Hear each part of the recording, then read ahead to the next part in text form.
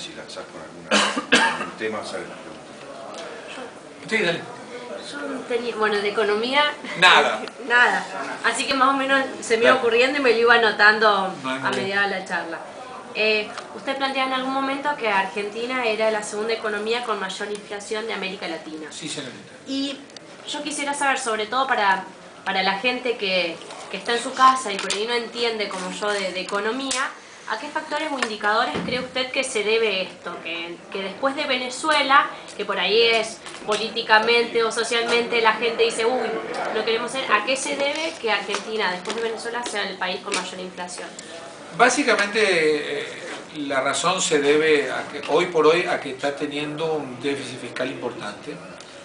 Y vos sabés que cuando tenés un déficit es como tu vida, digamos. ¿Viste? Suponete que te llegó tu resumen de tarjeta de crédito y es más alta que tu sueldo. Primero tuviste un montón de alegrías antes, pero ahora tenés un problema. La pregunta es, ¿qué vas a hacer? ¿Cómo haces para, si la tarjeta vino más que tu sueldo? ¿Cómo haces para? Varias opciones. La primera es, vendés, uy, me había regalado un novio, me quedó un novio viejo, un anillo, vas y lo vendés y pagás con tu sueldo más eso y lo quedaste cancelado. Es decir, vender activos. La segunda es decirle nada, me endeudo con la tarjeta. O le pido prestada a mamá, que me dé plata y pago la tarjeta, o sea, pedir prestado. Y vos no tenés muchas más opciones. O pedís prestado o vendés activos para pagar. El Estado tiene una opción más, que es emitir. Entonces, ¿qué pasa? El Estado Nacional hoy por hoy no está tomando plata prestada, no está vendiendo activos, más bien todo lo contrario, se está comprando activos. Entonces la única forma que te queda es emitir. Y está emitiendo mucho dinero. ¿Y qué pasa cuando hay mucho dinero circulando? El dinero cada vez vale menos. La contrapartida de que el dinero valga menos es la inflación. Te lo doy como ejemplo. Suponete que vos, viste que la moda vuelve cada tanto y vos sos una chica ordenada. Entonces un saquito hace 4 años, lo guardaste, pipí cucú, y ahora volvió a la moda el saquito. Dijiste, uy, tengo tal saquito. Le sacás la naftalina y antes de llevarlo a la tintorería, ¿qué es lo que haces? ¿Qué se hace antes de llevar a la tintorería un saquito? Se revisan los bolsillos. Suponete que te encontrás un billete de $100. ¿Cómo te pones? La alegría que puso, si la pudiéramos filmar. ¡Wow! Ahora, suponete que revisás el mismo, hace 4 años que está ahí, revisás los bolsillos y aparece un billete de 100 pesos. Te amargás, porque decís, ¡ay, lo que hubiera hecho con 100 pesos hace 4 años! Esa es la contrapartida de cuando hay mucho de algo, que pierde valor. El hecho de que pierda valor significa que cada vez con ese billete compras menos. Y eso es la inflación. Entonces, la causa principal hoy de la inflación está por ese lado. Muchos te van a decir, no, es porque la economía concentrada. La economía argentina se supone que está menos concentrada ahora que hace 10 años. O sea, hace 10 años no había inflación y ahora hay. O sea, no es una justificación. De hecho, porque la economía no está más concentrada ahora que hace 10 años. Está más o menos igual. Entonces eso no es ninguna diferencia. Así que viene por ese lado, por desgracia. Si el gobierno tiene que dejar de emitir, es efectivamente como la inflación va a ir bajando lentamente. Ahora, no es fácil. Por eso significa que tenés que dejar de gastar en algunas cosas que no te es fácil dejar de gastar. Espero haberte contestado. Y revisar el saquito. Y el tema de la inflación. La crítica más grande que se le hace por ahí al gobierno de Cristina, y lo que por ahí se le da como mérito a Néstor Kirchner, fue que él mantuvo los superávit gemelos, claro, el fiscal comercial. Sí. Y bueno, el gasto creo que también fue creciendo, lo que pasa que él también, como salió de una crisis, quizás fue también más dosificado. Sí. Hoy creo que las claves son esas, volver a recuperar esos superávit y generar el gasto público. Ahora bien, ese gasto público vos decías que está sustentado básicamente por los subsidios, muchos de ellos. Sí, en algún momento pareció que el gobierno tenía temor y amagó a cortar esos subsidios, pero hoy se nota que los sigue manteniendo. Exactamente. Voy a decirte una cosa que es importante.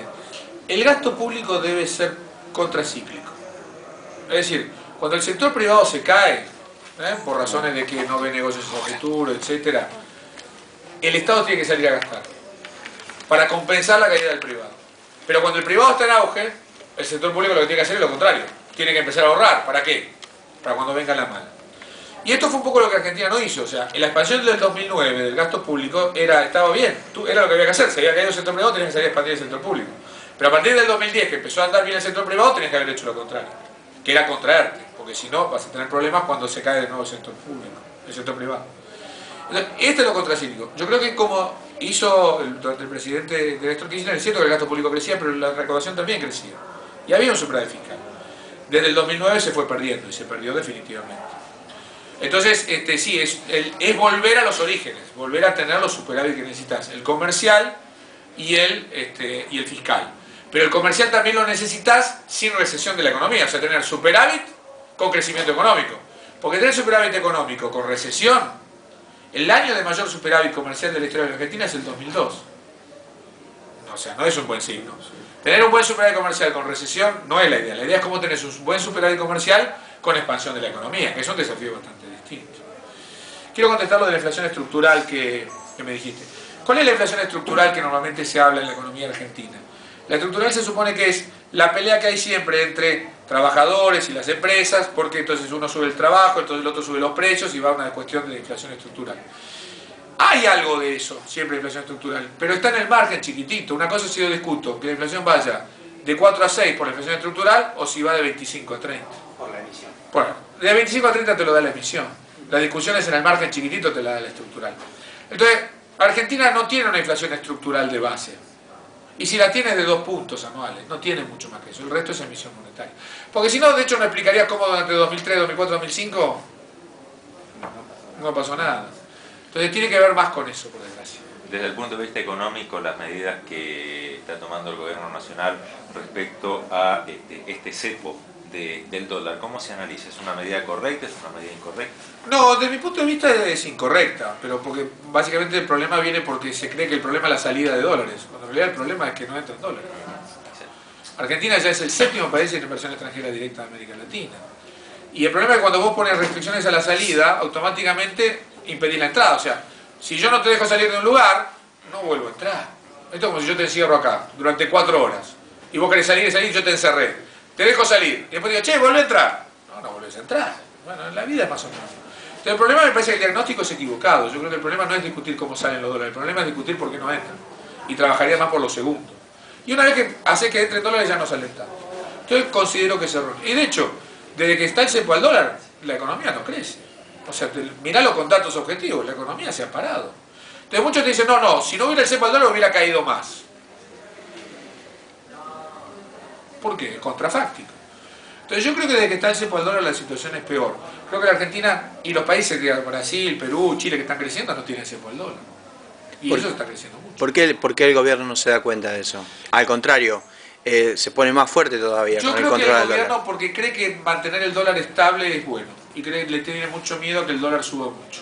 Y cree que una subida fuerte del dólar lo puede desestabilizar. Entonces considera que no, que lo mejor es mantener el dólar tranquilo y calmo. Entonces prefiere los controles a que el dólar suba de precio. O sea, en vez del lugar de que vos tengas la capacidad de comprar dólares, pero el dólar esté a 6, prefiere tenerlo a 4.70 y que no compres dólares. Y es una evaluación política, que depende de qué, de cuánto te pare la economía.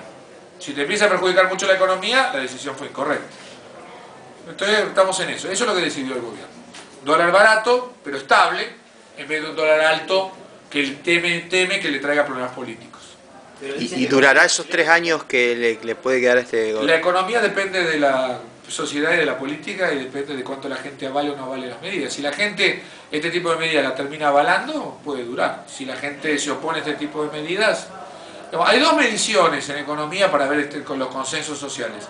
En las clases más bajas es el salario y el empleo. O sea, si la inflación te come mucho el salario o empezás a tener desempleo, ahí la clase pobre se empieza a quejar. Y la clase media es básicamente cuántas libertades estás dispuesta a resignar, sin quejarse. Si avanzás sobre muchas libertades y no te quejas, se sigue sin problema. Es una cuestión de eso.